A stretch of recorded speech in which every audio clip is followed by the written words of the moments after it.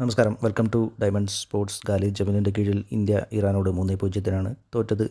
ഇന്ത്യയേക്കാൾ 110 rank മുന്നിലുള്ള ഇറാനോട് India പൊരുതി തന്നെയാണ് തോറ്റത്. ആദ്യ പകുതിയിൽ ഗോൾ രഹിത സമനിലയിൽ പിടിച്ചു നിർത്താൻ ഇന്ത്യക്ക് കഴിഞ്ഞു. പിന്നെ 60-ാം മിനിറ്റിലും കളിയുടെ അവസാനം നേടിയ 2 ഗോളിലും അവർ 3-0 വിജയിച്ചു. 77% ബോൾ പൊസിഷൻ ഇറാനാണ്. 5 ഷൂട്ട് ഓൺ ടാർഗറ്റ്, അതിൽ 3 കൺവേർഷൻ ചെയ്യാൻ അവർക്ക് സാധിച്ചു. ഇന്ത്യയുടെ ഭാഗത്ത് 2 ഷൂട്ട് ഓൺ ടാർഗറ്റ് മാത്രമേ ഉണ്ടായിരുന്നുള്ളൂ. ഇന്ത്യയുടെ അടുത്ത മത്സരം അഫ്ഗാനോടാണ്. 4-ാം തീയതിയാണ് മത്സരം. അഫ്ഗാനിസ്ഥാൻ ഇന്ത്യ തോൽപ്പിച്ച താജിക്കിസ്ഥാനോട് അവരും തോറ്റ് ഗ്രൂപ്പിലെ ഇപ്പോൾ അവസാന സ്ഥാനക്കാരാണ്. പോയിൻ്റൊന്നും അവർക്ക് നേടാൻ കഴിഞ്ഞിട്ടില്ല. ഇന്ത്യ 3 പോയിൻ്റോടുകൂടി 3-ാം സ്ഥാനത്താണ്. താജിക്കിസ്ഥാനും 3 പോയിൻ്റോടുകൂടി 2-ാം സ്ഥാനത്ത് നിൽക്കുന്നു.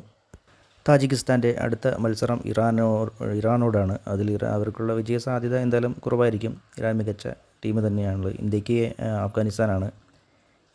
ഇറാനോട് താജിക്കിസ്ഥാൻ തോൽക്കുകയും ഇന്ത്യ അഫ്ഗാനെതിരെ സമനിലയോ വിജയമോ നേടിയാൽ തന്നെ ഇന്ത്യക്ക് 3-ാം സ്ഥാനക്കാർക്കുള്ള മത്സരത്തിൽ പങ്കെടുക്കാനുള്ള സാധ്യത തെളിയും.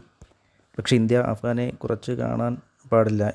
എന്തായാലും ഇറാനെതിരെ അവർക്ക് ഒരു ഗോള് ഇറാൻ മത്സരത്തിൽ ഒരു ഗോള് ഇറാനെതിരെ അടിക്കാൻ സാധിച്ചു. 3-1 അവർ തോറ്റത്. ഇന്ത്യ ഇറാനെതിരെ 3-0 താരതമ്യേന ഇന്ത്യയേക്കാൾ അറ്റാക്കിങ്ങിൽ ശക്തരാണ് അഫ്ഗാൻ. എന്തായാലും കോച്ച് ഖാലിദ് ജമീൽ ടീമിനെ തന്ത്രപരമായ മാറ്റങ്ങൾ ആക്രമണത്തിൽ കൊണ്ടുവരും എന്ന് കരുതാം. പ്രതിരോധം ഒന്നുകൂടെ ശ്രദ്ധിച്ചാൽ കാര്യങ്ങൾ ഇന്ത്യക്ക് അനുകൂലമാകും.